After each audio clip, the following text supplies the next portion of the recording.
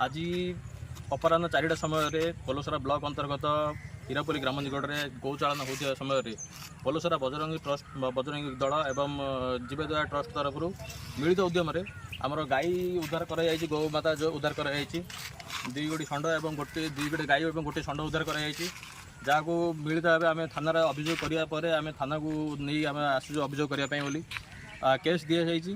वर्तमान समय बर्तमान भारप्राप्त अधिकारी को ये विनीत अनुरोध दृढ़ कार्यानुष्ठान ग्रहण करने सहित गोमाता चालाण को आमर नियंत्रित करने को आम प्रत्येक हिंदू भाई मोर अनुरोध ये मोर आशा और भरोसा जे आम भारप्राप्त अधिकारी आमको न्याय देवा सहित गोमाता चालाण को नियंत्रण करने मोर विशेष अनुरोध।